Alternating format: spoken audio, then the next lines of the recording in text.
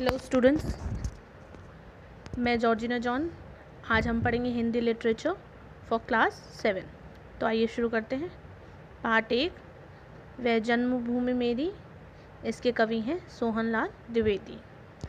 इस कविता का उद्देश्य है देश प्रेम को जागृत करना। कवि इस कविता के माध्यम से आज की युवा पीढ़ी में देशभक्ति की भावना को जगा रहे हैं और बता रहे हैं कि हमारे देश भारत के गौरवमय इतिहास के बारे में, प्राकृतिक छटा के बारे में और राम, श्री कृष्ण, गौतम बुद्ध की बातें करके बता रहे हैं कि हमारा देश कितना महान है, जिससे आज की युवा पीढ़ी इससे प्रेरणा ले और अपने देश के लिए कुछ कर सके। तो आइए मैं इसकी व्याख्या करती हूँ।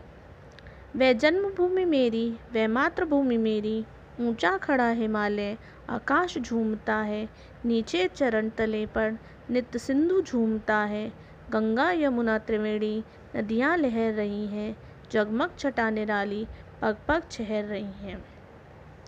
कवि यहाँ हिमालय पर्वत की महानता के बारे में बता रहे हैं। जैसे कि आप सबको पता है कि हिमालय सबसे ऊंचा पर्वत है, नीचे महासागर है, यहाँ गंगा, यमुना, त्रिवेणी जैसी महान नदियाँ बहती हैं। वह पुण्य भूमि मेरी, वह स्वर्ण भूमि मेरी। इसे पुण्य भूमि और स्वर्ण भूमि क्यों कहा जा रहा है?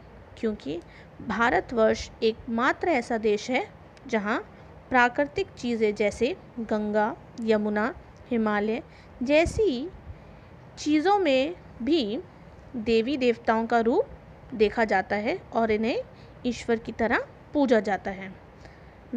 और स्वर्ण भूमि से इसलिए कहा जा रहा है क्योंकि भारत एक कृषि प्रधान देश है। यहाँ पर फसलों को स्वर्ण की तरह मानते हैं, इसलिए इसे स्वर्ण भूमि कहा जा रहा है। वह जन्मभूमि मेरी, वह मातृभूमि मेरी। झरने अनेक झरते जिसकी पहाड़ियों में, चिड़िया चहक रही हो मस्त झाड़ियों में।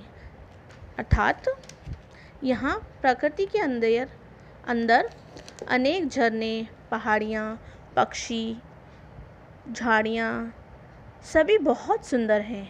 अमराइयाँ घनी हैं, यानी आम के बड़े बड़े बाग हैं जहाँ कोयल पुकारती है या गाती है। बहती मलय पवन, मलय एक पर्वत है जहाँ से बहुत ही सुगंधित हवा बहती है जो कि मन को प्रसन्न कर देती है।